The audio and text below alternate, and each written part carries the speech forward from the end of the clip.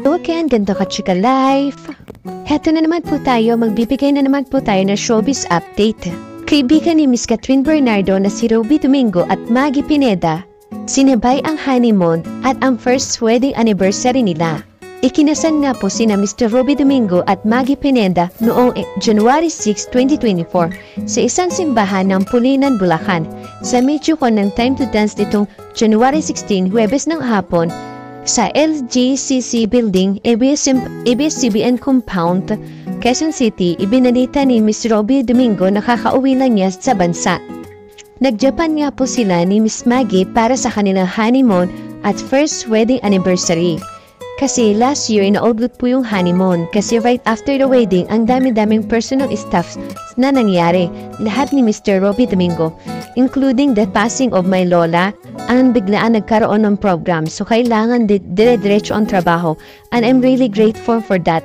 Namatay ang lola ni Mr. Robby sa araw mismo ng kanyang kasal. Hindi muna yun ipinaalam sa kanya.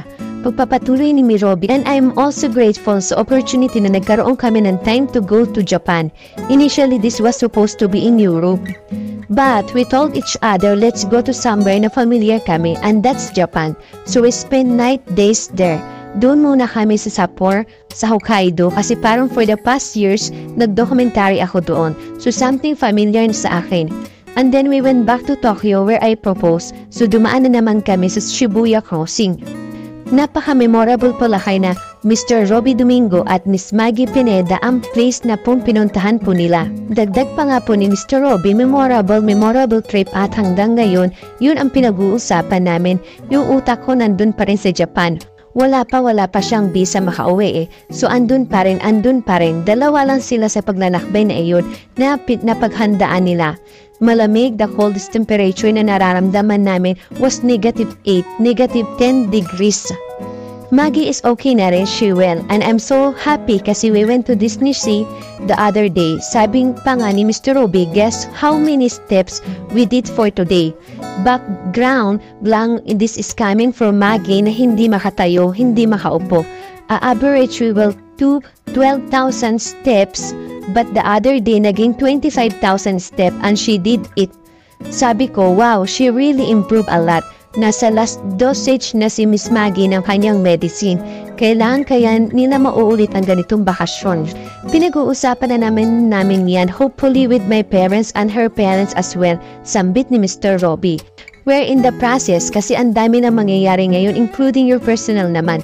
Lipat bahay kami. We're gonna move to a bigger space and nearer, hindi na doon sa Pasig area. We're gonna move back to QC near ABS-CBN para mas madali lang.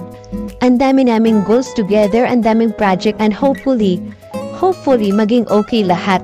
Sa kabila nga po na maraming trabaho, maraming project ni Mr. Robby Domingo, palaging ginagampanan ni Mr. Robby ang pagiging husband kay Miss Maggie Pineda. Sabi pa nga niya, even right now, the fact na hinahawakan ko pa rin yung ring kahit anong mangyari, lahat ni Mr. Robby, habang hinahaplos at pinapaikot ang kanyang wedding ring. Parang lahat ng gawin ko ngayon, it's always for us.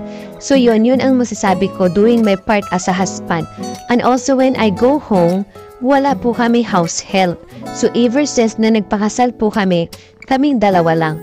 And mas nagpatibay ang relationship namin first few months of the relationship of the marriage. Akala ko, diba, usually people will say, I enjoy your trips kayo palagi. Yung trips namin sa hospital, especially during the first month of her recovery, and I'm so grateful for it. Kasi ang dami kong natutunan sa sarili ko, sa kanya, at sa aming dalawa. Hagi nga rin po ni Mr. Robby kung ano yung mga laman ng kanilang maleta. Ito po ang kanyang sagot. Mga equipments, pang-niebe, kasi sobrang lamig talaga eh. So, ang dami namin maleta, kwento ni Mr. Robby. Medyo na-stress nga kami pareho. And then, I will just say, ang daming snow. Ganyan, yung kasal nga na napagtanggubayan natin, ito pa kaya. Lahat ng mga bagay ngayon na madadali at saka nakakairita, mga minor na lang. Kaya naman namang malampasan pala. For the first time, naging concert si Mr. Robby kung saan mananatili sa Christmas Day.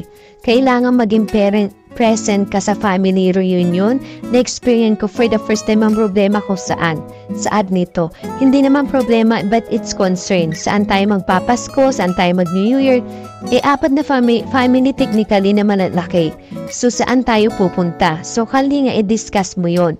Ang daming adjustment and concern which excite us and also make us, ang dami man rin pinagdadaanan na pinagtatawanan na lang namin dalawa. Co-host si Mr. Robbie at ang kanyang new gen dance champ na si Jella Atayde na dance survivor reality show na Time to Dance. Magpapilot ito ngayong January 18, Sabado ng 8:30 PM sa A to Z, Kapamilya Channel, Kapamilya Online Live, Mix, Ewan, TFC at TFC. Makakasama niya sa show sina AC Bonifacio at Darren Espanto at dance coaches na sina Chip Beltran, Lema Diaz at Jobel Dairit bilang guest judges and coaches. Ang theme song ng Time to Dance ay nawit ni Kylie Cherry at Jella. Sa pilot episode ng show, ipapakilala ang 17 dance hopefuls na sasabak sa matinding training kasama ang magagaling na coach mula sa Philippine dance community. Ang mga mananayaw ay may iba't ibang edad, karanasan at pisikali na abilidad.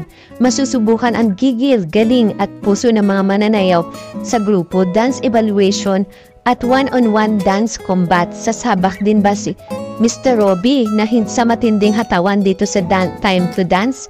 Aabangan po natin yan I think pinahawakan ko po dati yun, especially when I was part of the Ginger Boys na tatawang sabi ni Mr. Robbie Domingo. And funny enough, yesterday I just saw some contribution. So nagkita na kami for like a quick chit-chat lang. But we were talking about it in Jella. I don't know if it will happen.